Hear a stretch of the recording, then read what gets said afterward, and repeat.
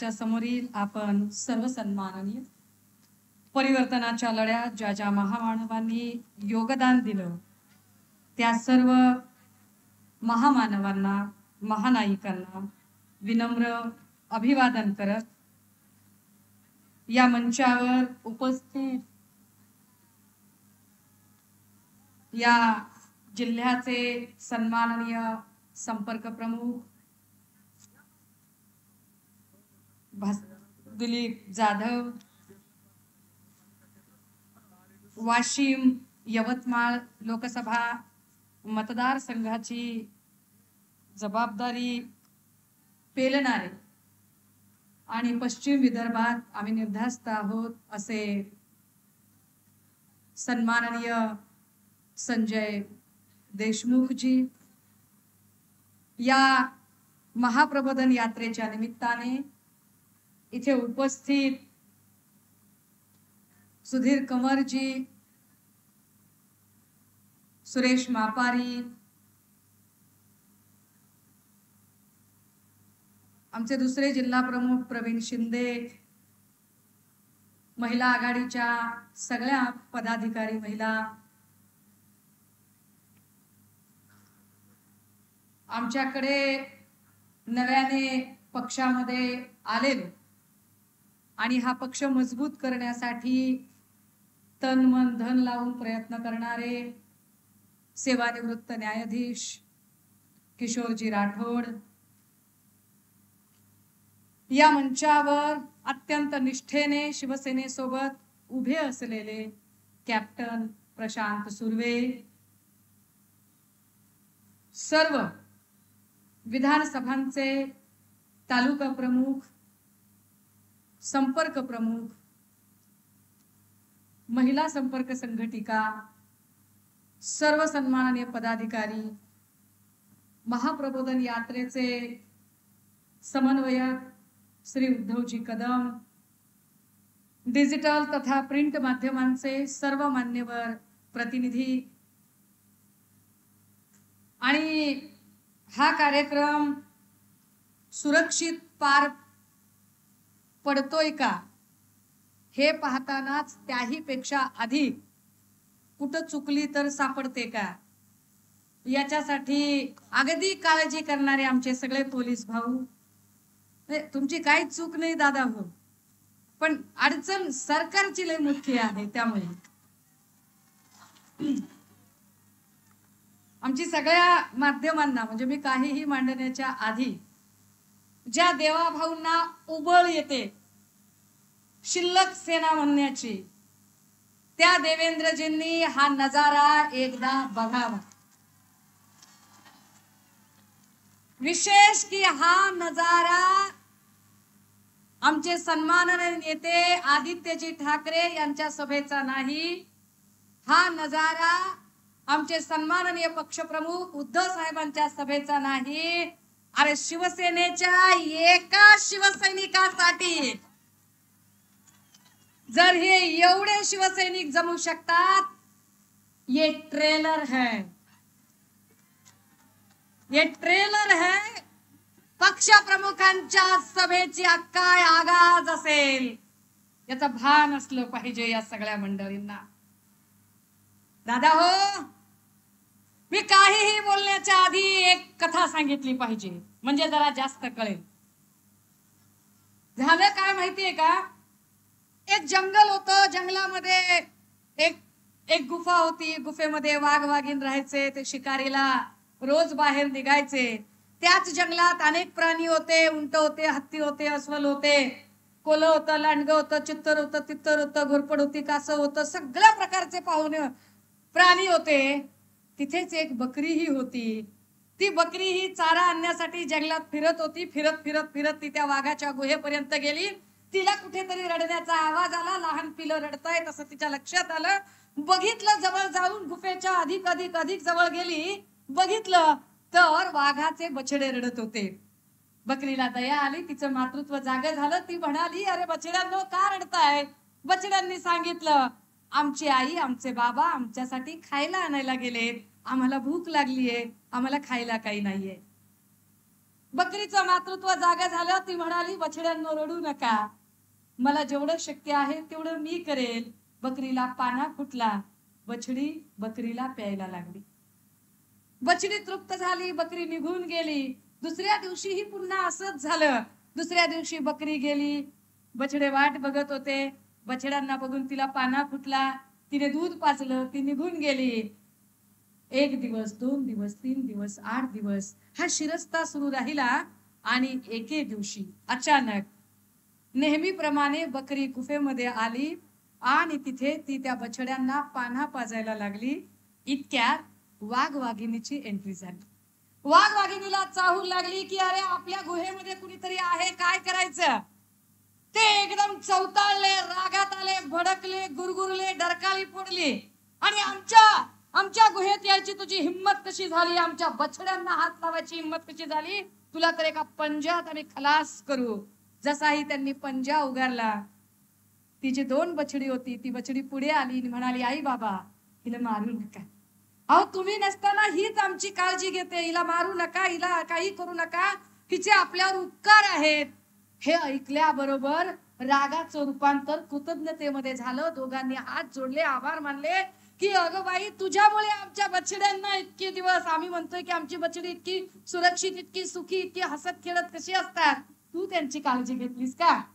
आता बकरीच्या कुटुंबामध्ये आणि वाघाच्या कुटुंबामध्ये दोस्ती झाली, नातं तयार झालं, शेजार धर्म तयार झाला. आणि आता बकरीचे बछडे सुद्धा वाघाच्या बछड्यांसोबत खेळायला लागले, गुहेत यायला जायला लागले, वाघाला मामा म्हणायला लागले. कधी कधी वाघ आपल्या पाठीवरनं बकरीच्या बछड्यांना सैर जंगलातली करत होता.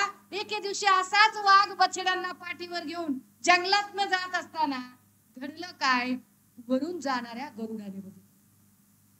गरुड खाली उतरला, म्हटलं अरे काय नजारा आहे की वाघाच्या पाठीवर आपण बकरीचे बछडे बघत आहोत. गरुड खाली उतरला आणि त्या बकरीकडे गेला आणि म्हणाला, अगं बकरी मी काय बघतोय, हे काय चित्र आहे, अगं तुझी बछडी वाघाच्या पाठीवर कशी. बछडीने घडलेली सगळी घटना सांगितली की बाबा रे असं असं झालं, ती बछडी भुकेसलेली होती, मी पाना पाजला होता, वाघाला फार त्याच्याबद्दल आभार कृतज्ञता वाटली, तेव्हापासून आमचं नातं जुळलेलं आहे आणि ते माझ्या लेकरांना भाचा म्हणतात आणि माझ्या लेकरांचे ते मामा आहेत.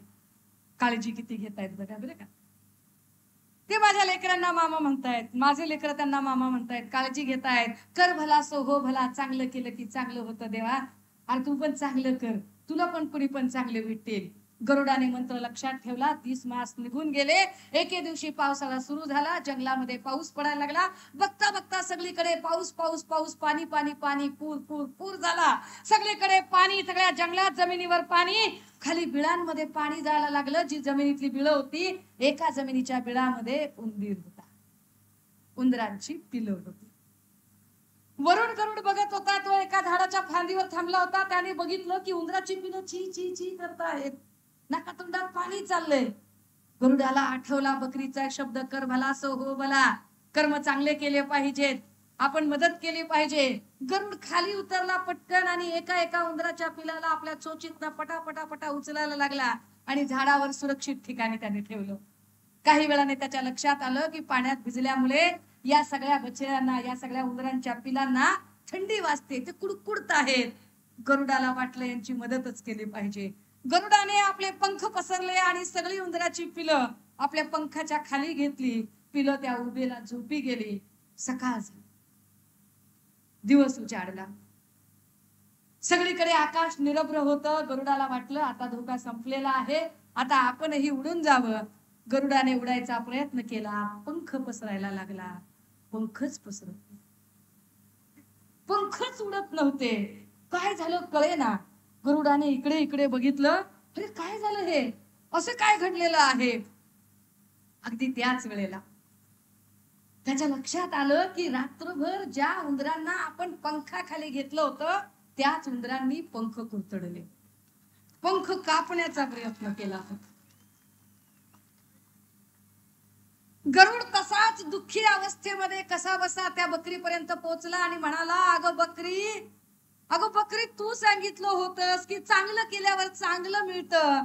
मी सत्कर्म करायला गेलो आणि बकरी बघ माझे पंख छाटले ग. माझं काय चुकलं?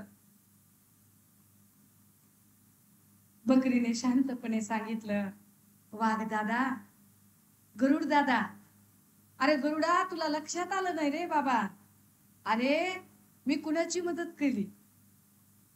अरे मी मदत वाघाची केली, वाघाने वाघाचे काळीज ठेवले आणि वाघ वाघासारखा वागला. अरे तू मदत उंदराची केलीस, उंदीर आपल्या अवकातीवर गेला, अवकात दाखवली उंदराने.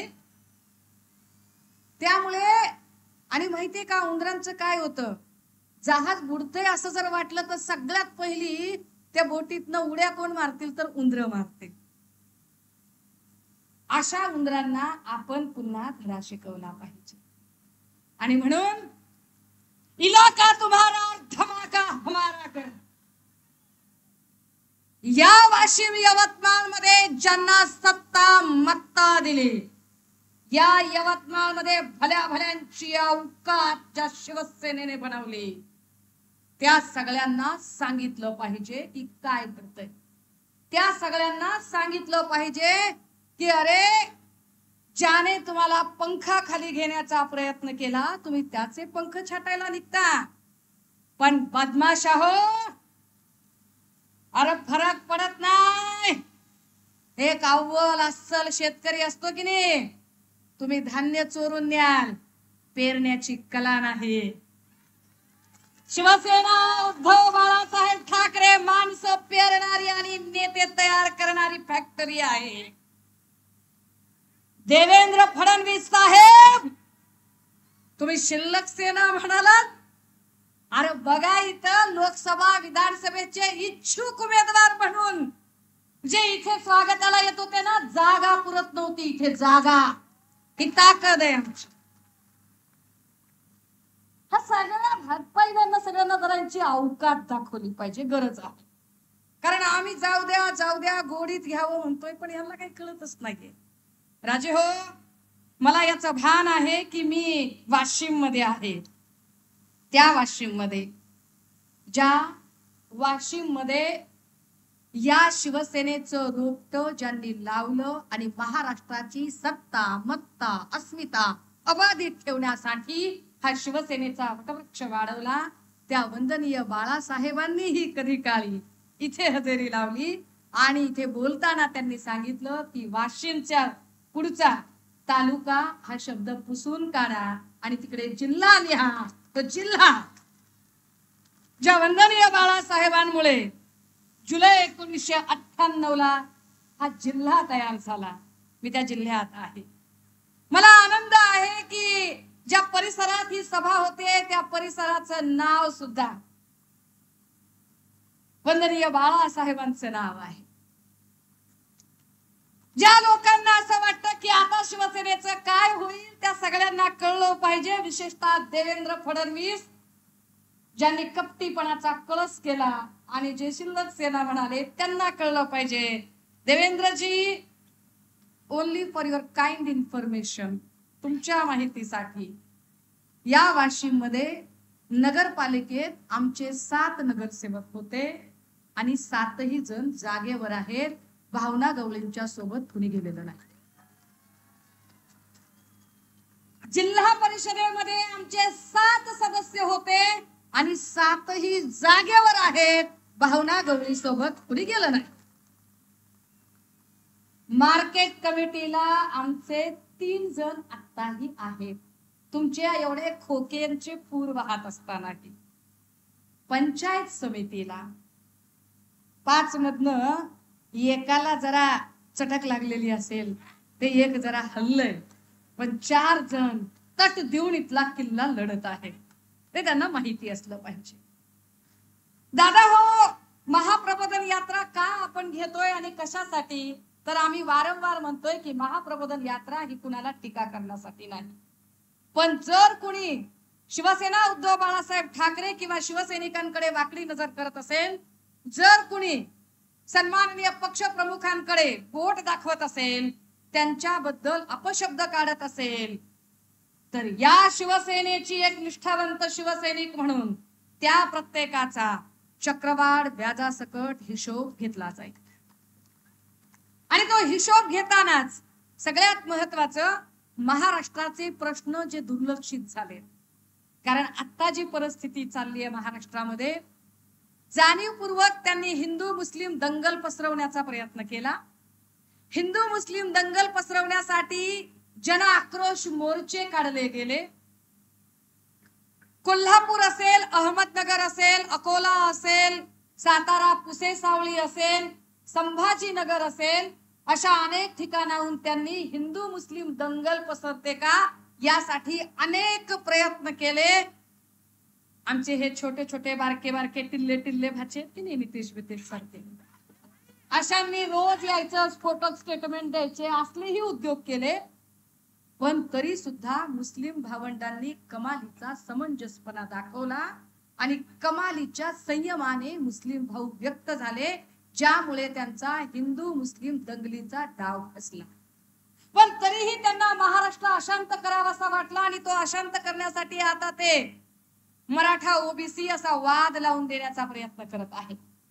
जाणीवपूर्वक जी कालपर्यंत गावगाड्यामध्ये राहणारे मराठा, साळी, माळी, कोळी, तेली, तांबळी, आतार, बागण, सुतार, लोहार, कुंभार, जे आमच्या 18 पगड जाती गुण्या गोविंदानं नांदत होत्या, त्या जाती एकमेकाने संशयाने बघतील अशा पद्धतीचं वातावरण जाणीवपूर्वक तयार करण्याचा प्रयत्न भाजपाकडून होतोय.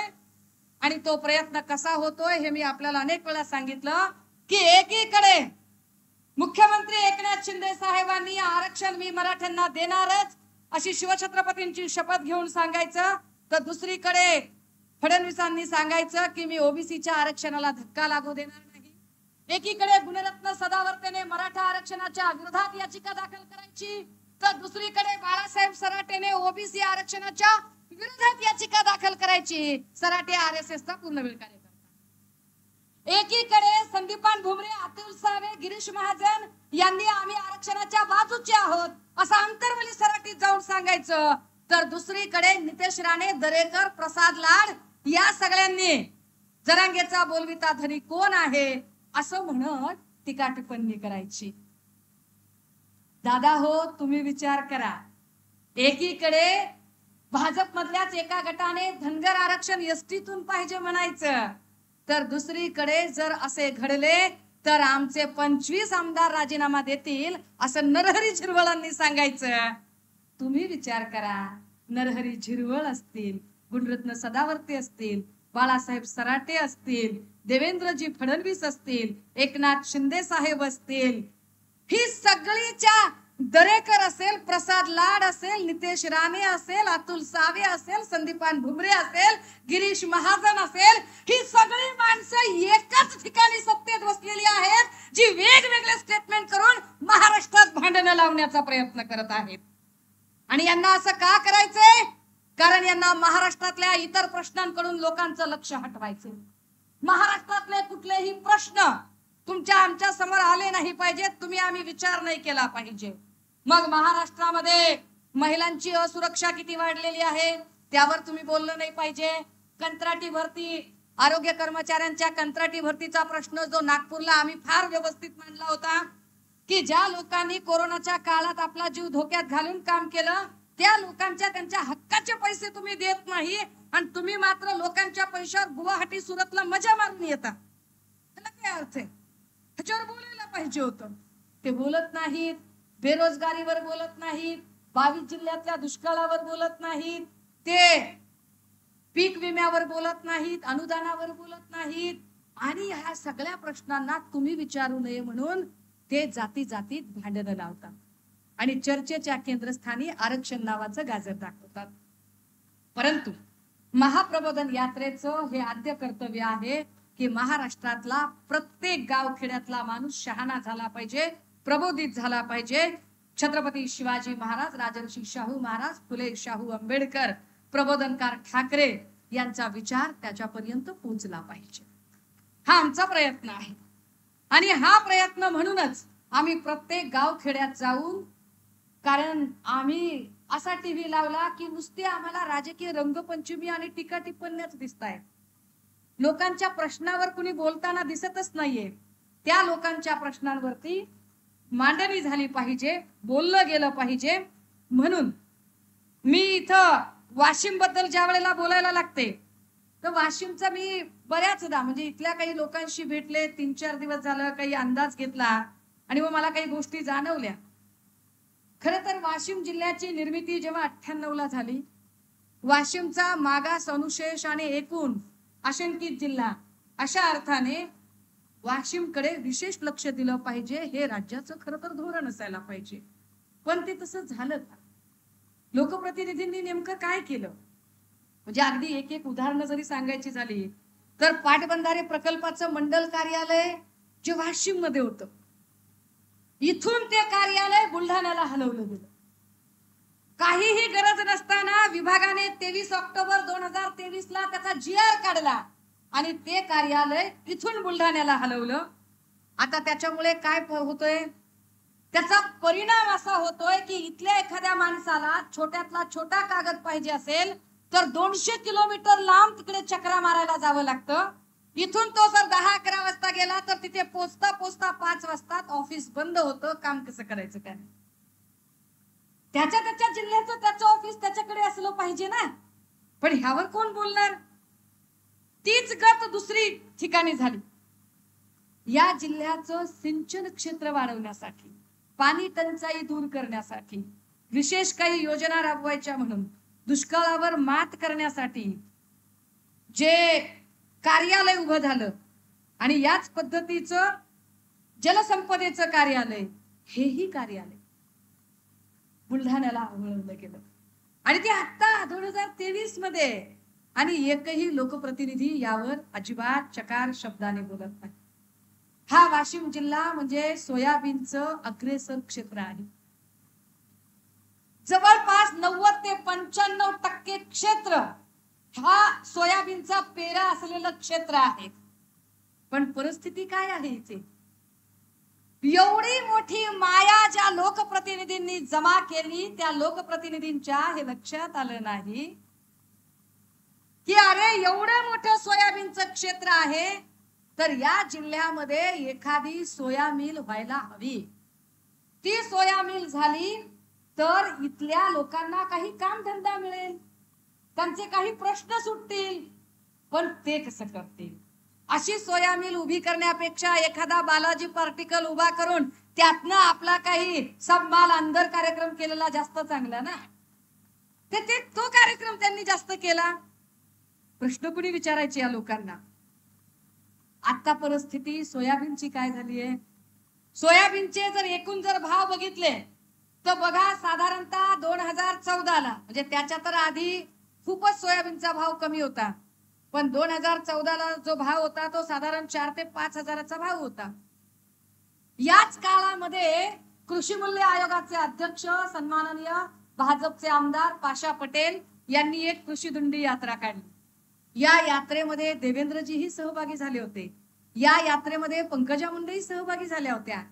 आणि या यात्रेतून देवेंद्रजी असं म्हणत होते की सोयाबीनला भाव मिळाला पाहिजे, 10-12 हजारापर्यंत भाव गेला पाहिजे, म्हणून आमची दिंडी आहे. उद्धव साहेबांचं सरकार आलं तेव्हा सोयाबीनचा भाव साधारणतः 7 ते 10 हजाराच्या दरम्यान गेला. आणि आता पुन्हा एकदा, आता काय सोयाबीनचा भाव आहे तर पुन्हा एकदा 4 ते 5 हजारावर. असं का? तर सोयाबीनचे भाव पाडले जातात. हीच गोष्ट तुरीच्या बाबतीत झालीये. तुरीचे भाव काल परवापर्यंतचे किती होते? साधारण 12,500 प्रति क्विंटल हा तुरीचा भाव होता. 12,500 रुपये प्रति क्विंटल हा तुरीचा भाव. आता आपली तूर येणार, या महिना 15 दिवसात तूर मोडली जाणार. आपली तूर आता खळ्यावरनं पोते भरून घरी येणार. तोच तुरीचा भाव दणकन 11,000, कदाचित त्याच्यापेक्षाही खाली येईल. का? कारण एवढी मोठी तूर असताना आणि एवढ्या तुरीचं नियोजन व्यवस्थापन नसतानाही, काहीही कारण नसताना बाहेरून तूर आयात करण्याचं सरकारचं धोरण. का बाहेरून तुम्ही तूर आयात करताय? का इथल्या शेतकऱ्यांचं नुकसान करताय? आधीच हा शेतकरी जो आसमानी संकटामध्ये अडकलेला आहे त्यावर पुन्हा तुमचं सुलतानी संकट का लादताय? आणि या शेतकऱ्यांच्या बाबत कोण विचार करणार? ह्या शेतकऱ्यांच्या बाबतीत अजून एक, मला आता तो व्हिडिओ दाखवायची इच्छा नाहीये, कारण तो उद्धव साहेबांनी पण एकदा दाखवलेला. काय बोलत होते देवेंद्रजी, काय बोलत होते विरोधी बाकावरून. मी लाईट कापू देणार नाही, मी हे करू देणार नाही, असं जमणार नाही. आता काय झालं? आता शेतकऱ्यांचं काय परिस्थिती आहे? अरे एक एक डीपी आणि ट्रान्सफॉर्मर साठी इथला शेतकरी वेटिंग वर आहे, वेटिंग वर. तेवढ्यातून जर ट्रान्सफॉर्मर बसवलाच तर 48 आणि 72 तासामध्ये ट्रान्सफॉर्मर एकदमच उडतो. ट्रान्सफॉर्मर उडाला, पुन्हा नवा ट्रान्सफॉर्मर बसवायचा, पुन्हा पैसे भरा. काय करायचं शेतकऱ्यांनी?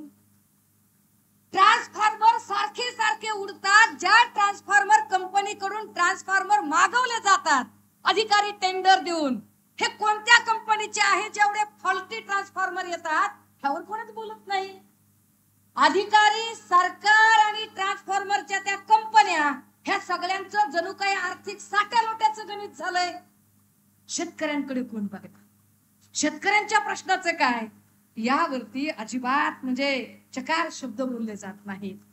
शिवसेना उद्धव बाळासाहेब ठाकरे पक्ष एक गोष्ट ठामपणे सांगू इच्छितो की आमचं सरकार आल्यानंतर आमची वाशिमसाठी ही पहिली जबाबदारी असेल की इथली महत्वाची कार्यालय जी बुलढाण्याकडे वळवली गेली आहेत, ती कार्यालय पुन्हा वाशिम मध्ये आली पाहिजे. जे इथल्या लोकांच्या सोयीसाठीच अत्यंत महत्वाचं काम आहे, ती कार्यालय इथं येणं. कारण त्या जिल्ह्याला त्या जिल्ह्याचं कार्यालय असतं. एका जिल्ह्यात 2 कार्यालय तुम्ही का करता? ही साधी गोष्ट आहे. त्यामुळे ती आमची पहिली जबाबदारी असेल. इथल्या शेतकऱ्यांना दिलासा देणं ही जबाबदारी असेल. कंत्राटी आरोग्य कर्मचारी असेल किंवा आझाद मैदानावर बार्टी आणि महाज्योतीचे संशोधक विद्यार्थी जे 20 दिवसापासून उपोषणाला बसलेत आणि सरकारला त्यांची दखल घ्यायला अजिबात वेळच नाही आहे, त्या प्रत्येकाचे प्रश्न सोडवण्यासाठी आणि त्यांच्या पाठीशी कुटुंब प्रमुख म्हणून ठामपणे उभे राहण्यासाठी सन्मान्य पक्षप्रमुख उद्धव साहेब हे कटिबद्ध आहेत. दादा हो, या सगळ्यांमध्ये अजून एक महत्वाची गोष्ट की आम्ही दर वेळेला विकासाच्या मुद्द्यावर बोलायचा प्रयत्न करतोय. आम्ही गोरगरिबांचे, सामान्य लोकांचे प्रश्न मांडण्याचा प्रयत्न करतोय. पण हे सामान्य लोकांचे प्रश्न मांडताना पीक विम्याच्या साठी शिवसेनेने एक आक्रमक भूमिका घेतली. मागच्या दिवाळीच्या सणाला भर दिवाळीमध्ये धाराशिवचे आमदार श्री कैलास पाटील हे दिवाळीत उपोषणाला बसले.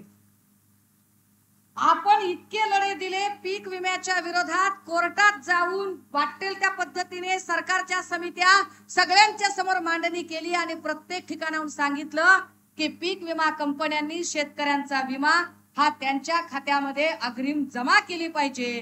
तो अजूनही जमा झालेला नाही. आम्ही पश्चिम विदर्भातले आमचे सगळे शिवसैनिक या संदर्भाने आग्रही भूमिका मांडताहेत. आणि होय, शिवसेना या मुद्द्यावर ठाम आहे की पीक विम्याची ही जी लढाई आहे, हे जे आंदोलन आहे, या आंदोलनात आम्ही शेतकऱ्यांच्या सोबत आहोत.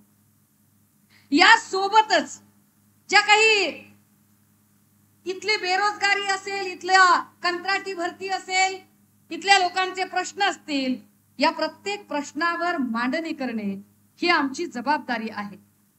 पण होतंय काय? याच्यावर बोलत नाही ना कोणी. बोलायला सरकारला वेळ नाही.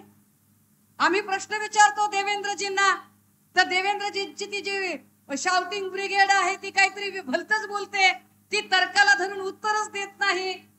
आम्ही म्हणतोय अरे अख्खं राज्य, दादा हो, माया हो, तुम्ही माझ्याशी सहमत आहात का? मी सरळ साधा प्रश्न विचारते. तो प्रश्न राजकीय नेता म्हणून नाही, आई म्हणून विचारते, बहीण म्हणून विचारते, लेक म्हणून विचारते की अरे माझ्या राज्यातला माझा भाऊ, माझा लेक, माझा बाप, माझा चुलता मालता, जी काही ही माझी माणसं आहेत, ही माणसं व्यसनाच्या विळख्यात अडकली नाही पाहिजेत. ड्रग्सच्या विळख्यामध्ये सगळीकडे तरुणाई अडकत चालली आहे आणि यावर सरकार बोलत नाही. हा प्रश्न विचारणं पाप आहे.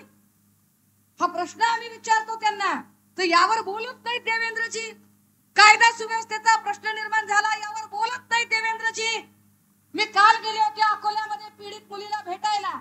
14 वर्षाच्या अल्पवयीन मुलीवर अत्याचार केले, सिगरेटचे चटके देणं, मुंडन करणं, अमानुष पद्धतीने अत्याचार केले. मी अकोल्यातली काल यादी बघितली, मी थक्क झाले. शाळकरी मुलींवरच्या किती बलात्काराच्या घटना घडल्या आहेत.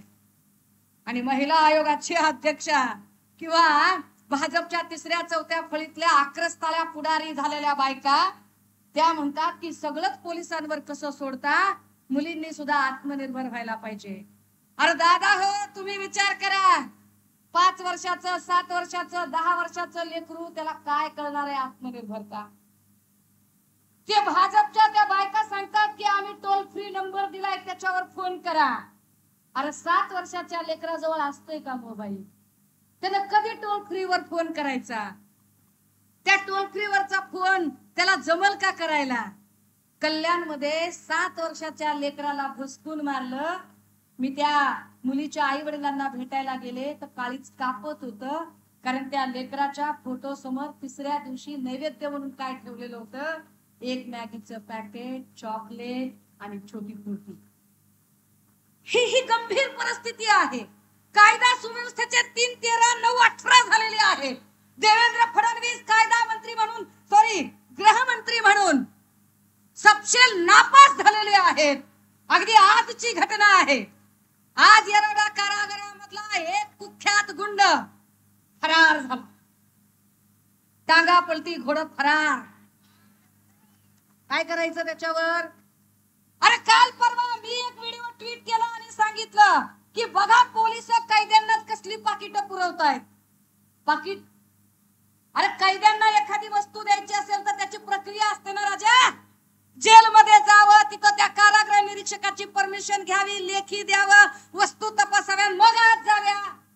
ह्या वस्तू आत कशा? कुठेतरी गाडी थांबून कशा काय तुम्ही पाकिटं दिली? पोलिसांच्या उपस्थितीत ही देवघेव करून कशी पाकिटं दिली? दादा हो, विचार करा.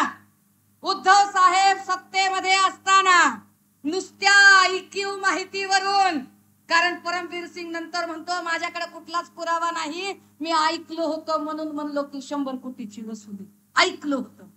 नुसत्या IQ माहितीवरून भाजपची शाउटिंग ब्रिगेड राजीनामा राजीनामा आणि सरकार पाडायची भाषा करत होती. आम्ही पुरावेच्या पुरावे देतोय रोज, तरी देवेंद्र भाऊ काही खुर्ची सोडत नाही. देवेंद्र भाऊला खुर्ची काय सुटत नाही. आता आजची गोष्ट, आम्हाला काही बोलायचं नाही त्याच्यात. आजचीच गोष्ट म्हणजे कालची गोष्ट. काल आम्हाला सन्मान्य संजय राऊत साहेबांनी एक फोटो ट्विट केला. आणि म्हणले की बाबा महाराष्ट्रातलं हे काही कुणाला ओळखायला येतंय का बघा. नाव नव्हतं, काही नव्हतं. कुणाला ओळखायला येतंय का बघा, हे मकाऊच्या कशीनोत काय करतंय ते. नाव होतं का? ना, कुणाचंच नाव घेतलं नव्हतं. भाजपनं उडता तीर कशाला अंगावर घ्यावा? गरज आहे का? हा, लगेच भाजपवाले म्हणायला लागले तुम्हाला भाजपचेच लोक दिसतात का? म्हणजे त्यांनीच सांगितलं की भाजपचा माणूस आहे. बरं, तरी पण आपण काहीच बोललो नाही. तर त्यांचाच एक नेता म्हणला बावनकुळे साहेब बाहेर गेलेले आहेत आणि कुटुंबासोबत गेलेले आहेत. चोर की दाढ़ी में तिनका, अरे हम कुछ बोलेच नहीं, हम मुंह खोलेच नहीं, तुम्हीच बोलते, तुम्हीच राज खोलते. हा, हाय क्या हो गया है म्हणल्यासारखं. अरे तुमचंच सगळं चाललंय, आम्ही काही बोललोच नाही. पण आम्ही कशासाठी, आम्ही काय म्हटलं, सन्मान्य संजय राऊत साहेब सुद्धा म्हटले की कुणी फिरायला गेलं, मजा करायला गेलं तर आमचं काही म्हणणं नाही बाबा, जावं, त्याच्यात काय. अरे पण राज्यात किती अस्वस्थता आहे, किती अशांतता आहे, राज्यातले प्रश्न काय आहेत. अरे कोरोना काळात सुद्धा एका रात्री जेवढे मृत्यू झाले नव्हते तेवढे मृत्यू कोरोना संपल्यानंतर त्या कळवा ठाण्याचं हॉस्पिटल असेल, संभाजीनगरचं घाटी असेल किंवा नांदेडचं हॉस्पिटल असेल, एका रात्रीतनं एवढे मृत्यू झाले की जे कोरोनात सुद्धा झाले नव्हते. काय दुरावस्था करून टाकली राज्याची, काय राज्य रसातळाला नेण्याची परिस्थिती आहे. सगळी राज्याची संस्कृती सगळा नाश करून टाकला. आणि ह्यावर आम्ही प्रश्न विचारायला गेलो. नुसतं म्हटलं की अरे कोण आहे बघा बाबा, कोण आहे. काय करतात? चिल्लर चाळे करतात, फोटो ट्विट करतात. कुणाचा? सन्माननीय नेते आदित्यजी यांचा. ही यांची जुनी पद्धत आहे. अरे पण कोण माणूस काय पितोय काय नाही हे जरा बघत जा ना. मी तुम्हाला सांगितलं पाहिजे राजीव. पुण्यातली एक पत्रकार आहे, नाव आहे अश्विनी सातव. अश्विनी सातव ही अत्यंत धाडसी पोरगी आहे, धाडसी पत्रकार आहे. आणि ही धाडसी पत्रकार तिने नितेश राणेला एक प्रश्न विचारला. प्रश्न असा विचारला की तुम्ही कपडे बदलल्यासारखे पक्ष बदलता, तुम्हाला काहीच वाटत नाही का? ही अश्विनीच्या हातात एक कॉफीचा कप आहे आणि त्या कॉफीमध्ये जे फ्लेवर आहे वापरलेलं त्या फ्लेवरची बॉटल आहे. ती सांगते की हा फ्लेवर या कॉफीमध्ये फार छान असतो. काय करावं भाजपच्या ट्रोल धाडीनं, जे आता सन्मान्य आदित्यजींचे फोटो ट्विट करतात आणि ह्यांना सांगितले लायकी दाखवली पाहिजे यांची. या अश्विनी सातव नावाच्या एका धडाडीच्या पत्रकार पोरीचं तिला ट्रोल करताना तिच्या हातातली बॉटल आणि तो कप कसा बदललाय बघा इकडे. सुषमा अंधारे असं खोटं बोलतच नाही, आपल्याकडे पुरावा असतोय, आपल्याकडे कायदा असतो. ही पद्धत आहे, ही संस्कृती आहे. अरे एक पत्रकार पोरगी तुम्हाला नुसता साधा प्रश्न विचारला की तुम्ही कपडे बदलल्यासारखे पक्ष का बदलता, केवढं चिडायचं असतंय होय, केवढं रागवायचं असतंय की डायरेक्ट त्या लेकराचा फोटोच बदलता. अरे ती पत्रकार सोडून कुणाची तरी आई आहे, कुणाची तरी पत्नी आहे, कुणाची तरी बहीण आहे, कुणाची तरी लेक आहे, त्या लेकराला आबरू आहे, ह्याचा जरा बी विचार नाही करायचा तुम्ही. कसलं ट्रोल धाड आहे यांचं. काय पिलो आदित्यजींच्या ग्लासात काय आहे, काय म्हणलं. अरे ग्लासात काय आहे म्हणजे काय? राऊत साहेब म्हणाले त्याला मोदी ब्रँड म्हणतात. दाखव रे दादा कसलं असतंय ब्रँड. ती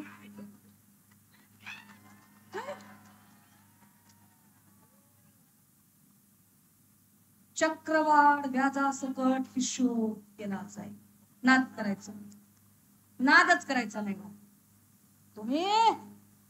तुम्ही गरज नसताना सन्माननीय पंतप्रधान जी आहेत आणि ते कदाचित पेय घेत आहेत, ते कदाचित डिटॉक्स वॉटर पित आहेत. आता आपण गरीब माणसं असतो, आपण जर्मनचा ग्लास स्टीलचा ग्लास वापरतो. ती हायफाय माणसं कदाचित ते काय काचेचा ग्लास वापरतात. आता असा काचेचा ग्लास आदित्यजींच्या हातात बघितला की लगेच कसला ग्लास आहे. राऊत साहेब म्हणले त्याला मोदी ब्रँड म्हणतात. बाबा आम्ही काय खोटं बोललो? हा म्हणजे आम्ही बोललो की नुसतं जाळण धुरच तुमचं काय धुपतो का?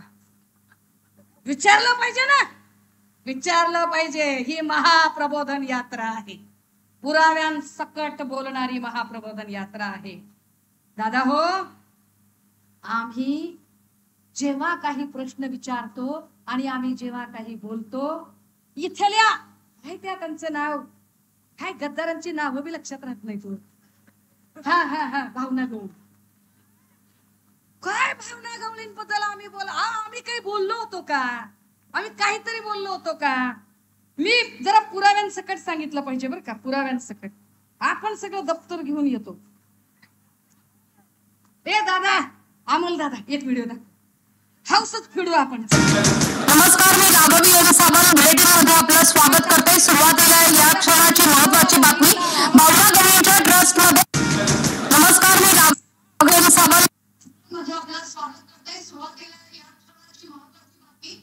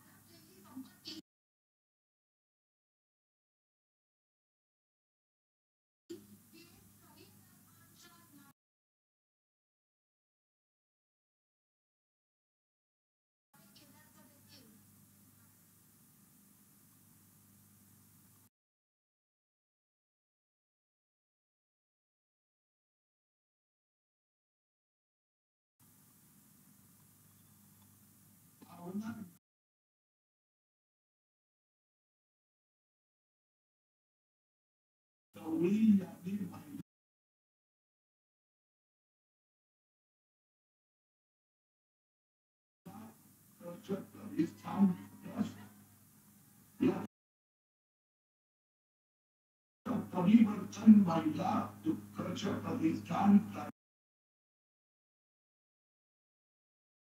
मध्ये सेक्शन 8 कंपनीमध्ये केलं.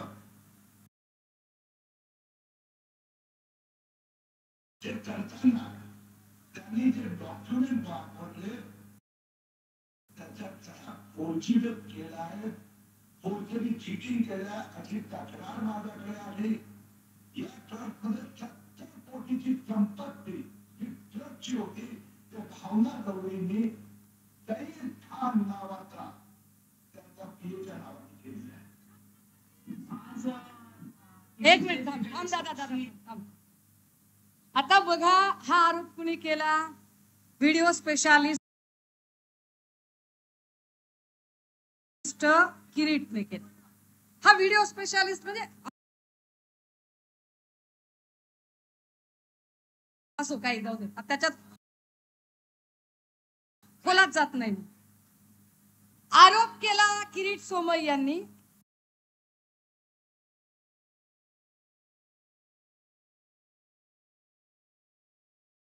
त्यांनी असा आरोप एकाच माणसावर केला नाही, असे आरोप त्यांनी प्रत्येकावर केले आणि त्या प्रत्येकाला नंतर त्यांनी भाजप आणि मिंदे गटामध्ये सामील करून घेतलं. आणि जसेही ते लोक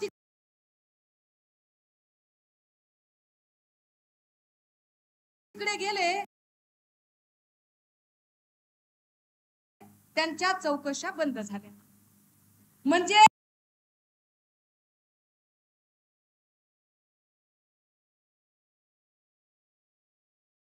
जो माणूस शिवसेनेमध्ये असतो त्याच्या मागे ईडी लावायची. मग हे एवढ्या ईडी लावतात, मग ह्यांच्या शिड्या निघतात. असो, मला त्याच्यातही जायचं नाहीये. केली पाहिजे ही माझी विनंती आहे की केंद्र सरकारला, हे केंद्र सरकारची प्रतिनिधी म्हणून भावना ईडी कारवाई होत असेल तर अनेक लोकांची कल्पना आहे, अनेक संस्था आहेत, अनेक लोकांच्या तक्रारी आहेत, त्यांच्यावरती ईडी काय केवळ शिवसेनेची लोक टार्गेट करायची आणि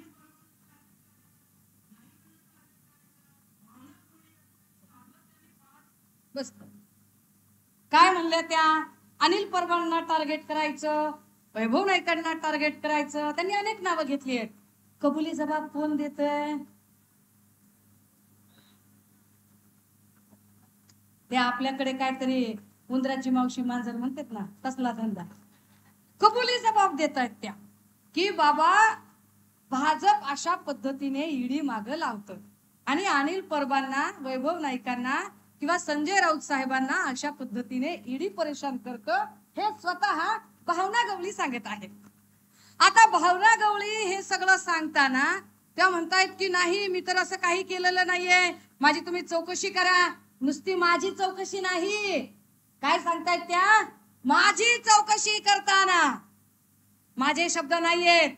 कृपया व्हर्बॅटरी लिस्टचे लोक असतील, LIB चे लोक असतील, गोपनीयचे लोक असतील, आपण सगळ्यांनी लक्षात ठेवावं, हे माझे शब्द नाहीत. भावना गवळी असं म्हणतात की माझी चौकशी करताना इथला जो भाजपचा दुसरा आमदार आहे, ज्याच्यावर मी 500 कोटीचा आरोप केलाय आणि ज्याला मी लँड माफिया म्हणते, त्या राजेंद्र पाटणीची सुद्धा चौकशी करा. आपण बोललो का? आपण नाही बोललो. आता राजेंद्र पाटणी हा लँड माफिया आहे, 500 कोटीचा त्यानं घोटाळा केलेला आहे. मग आता भावनाताई गपगार का बसल्या? मिरगी आली का? काय झालं? काय झालं? का तुम्ही आता गप्प का बसलेले आहात? तुम्ही आता चकार शब्द का बोलत नाहीत? एका शब्दाने तुम्ही तोंड उघडत नाही? तुम्हाला काहीच बोलावंसं वाटत नाही? राजे हो, अरे याच्या मागचं जरा गणित तर समजून घेत चला. काय घडलं होतं काय नाही, सब बताने आई हूं, राज खोलने आई हूं,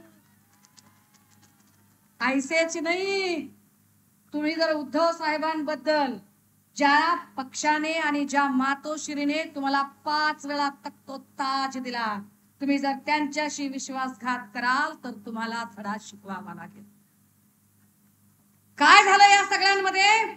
27 सप्टेंबर 2021 ला सईद खानला अटक झाली. हा सईद खान त्यांचा पीए वगैरे असं काहीतरी सांगितलं गेलं. पण त्यांचं आता हा 27 सप्टेंबर 2021 ला सईद खानला अटक झाली.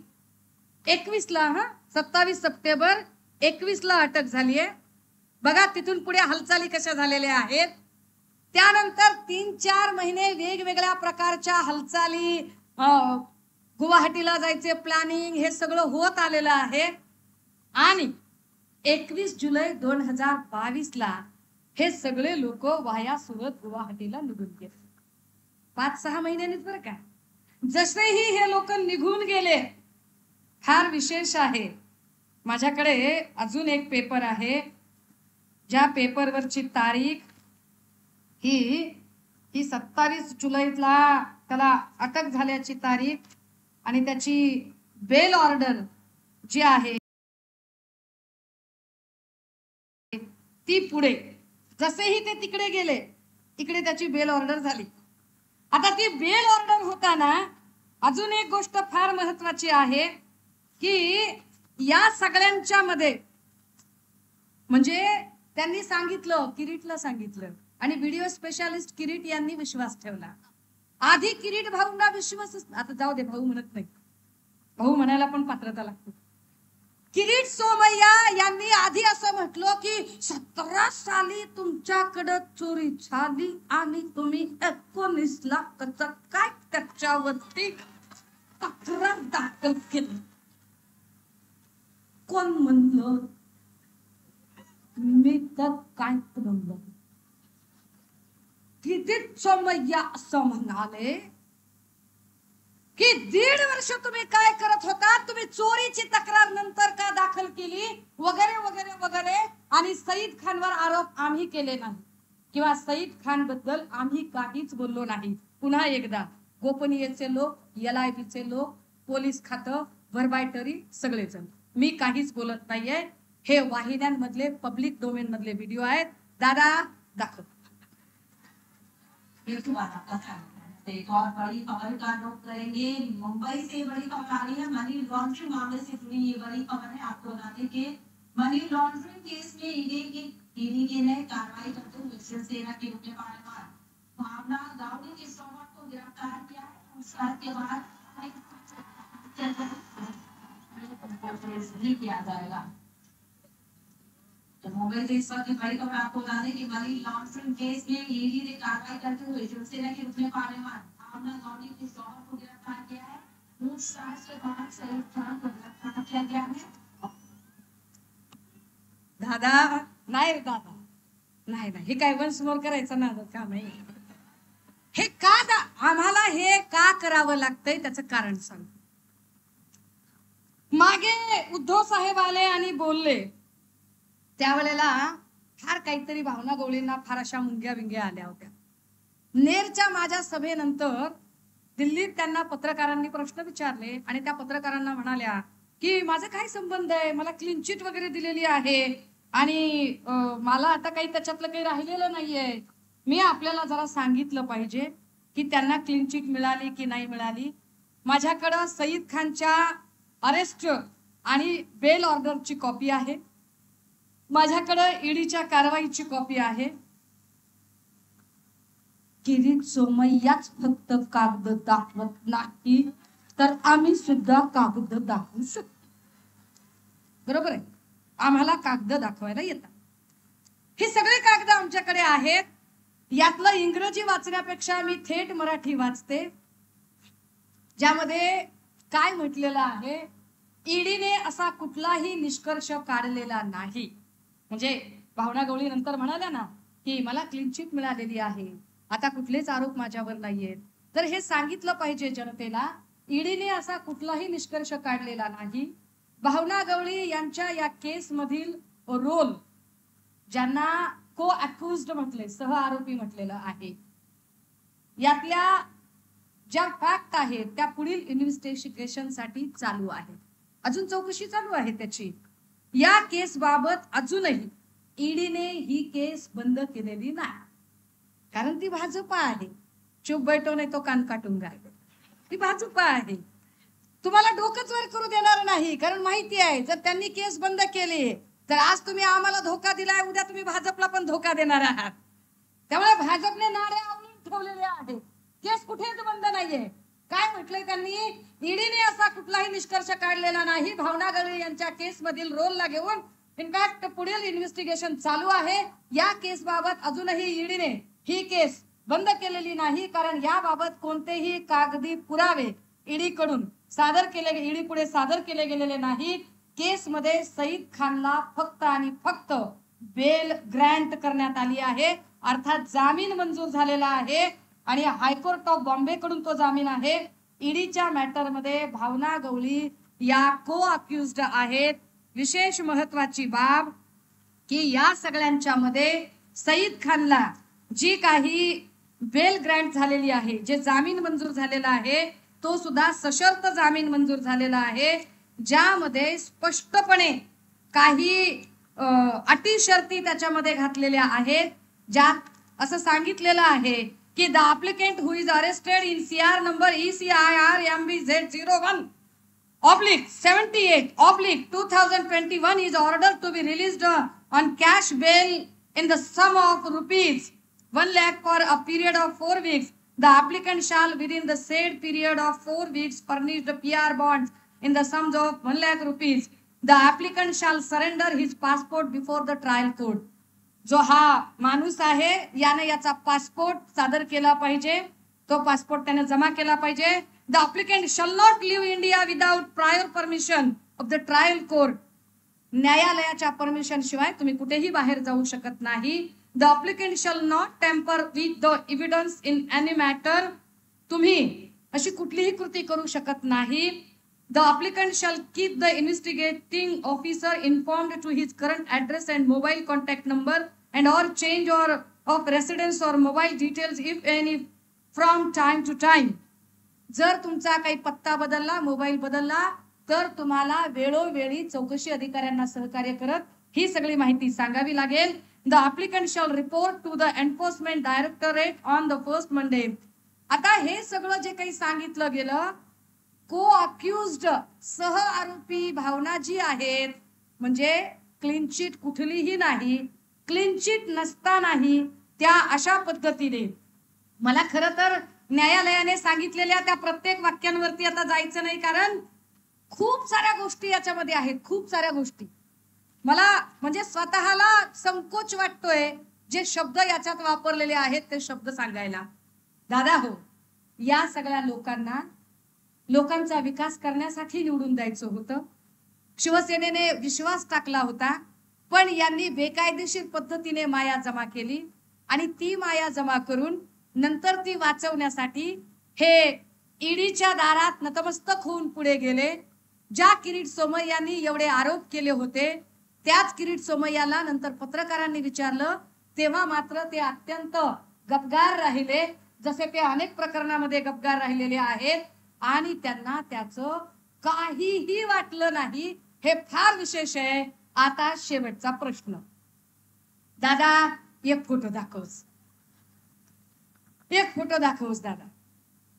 एक ट्वीट आहे किरीट सोमय्या यांचं, जे किरीट सोमय्या यांनी भावना गवळीच्या संदर्भाने केलेलं होतं आणि त्या ट्वीट मध्ये स्पष्टपणे असं लिहिलेलं होतं, एक माहिती दिलेली होती सगळी की भावना गवळीने कशा पद्धतीने फ्रॉड केलेला आहे आणि तो फ्रॉड करून कशी लोकांची त्यांनी फसवणूक केली आहे.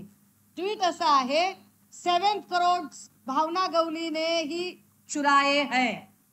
कोण म्हणते? Video specialist Kirit Somaiya. 7 करोड भावना गवली ने ही चुराए है.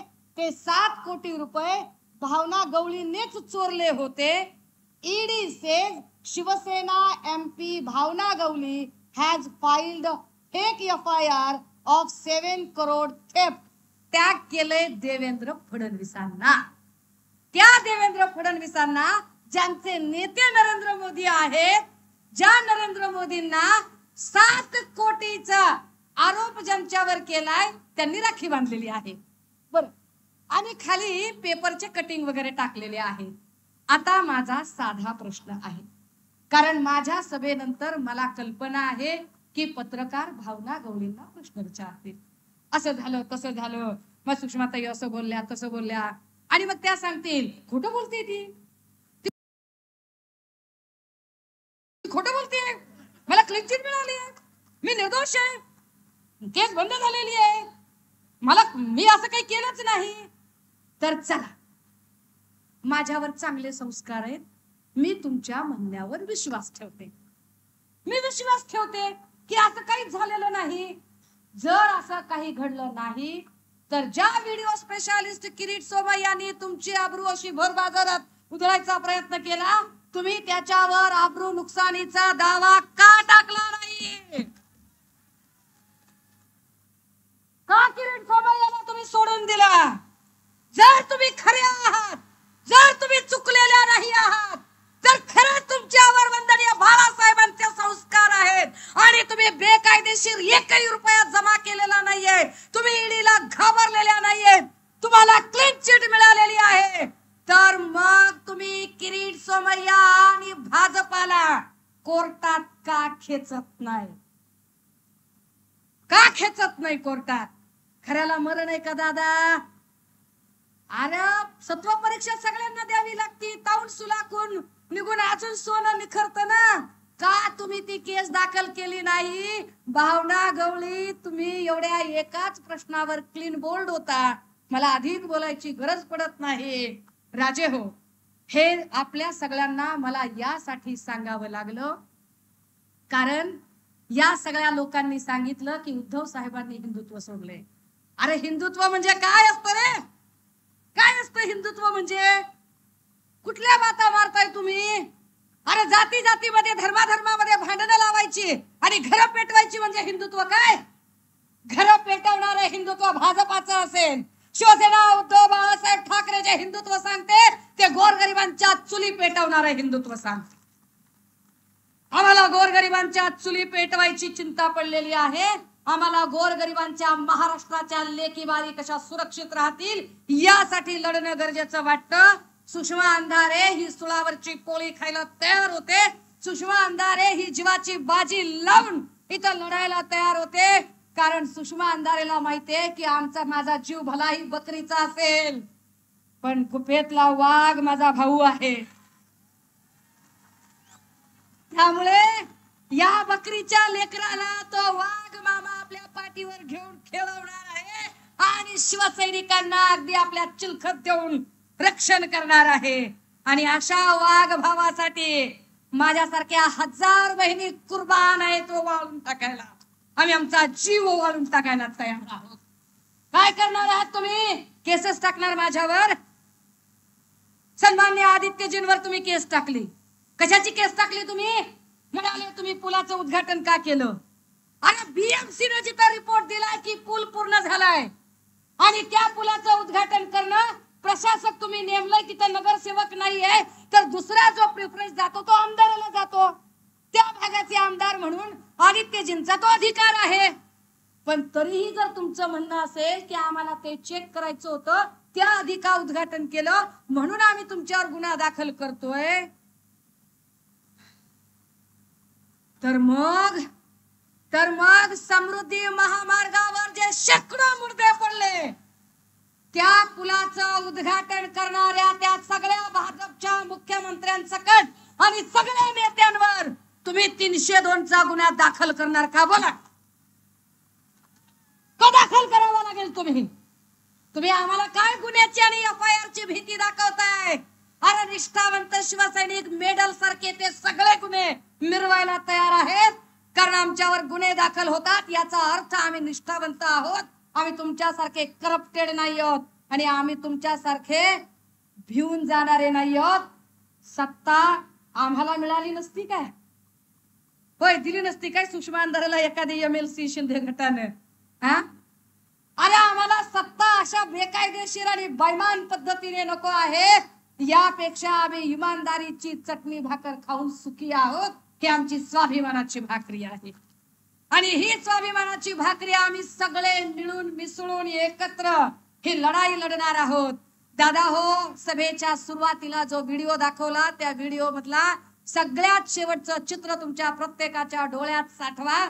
जे चित्र होतं सन्माननीय उद्धव साहेब मुख्यमंत्री पदाची शपथ घेताना ज्या कपटी कारस्थानी लोकांनी बेकायदेशीर मालमत्ता जमवून सन्माननीय पक्षप्रमुखांना वर्षाच्या पायऱ्या उतरायला भाग पाडलं, त्याच वर्षावर त्याच्या 10 पट सन्मानाने सन्माननीय उद्धव साहेबांना स्थापित करण्यासाठी ही लढाई आहे.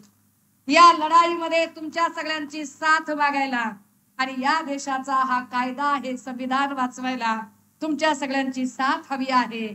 राजे हो, फार अराजकतेचा अंधार पसरलाय, पण आदित्योदय होणार आहे.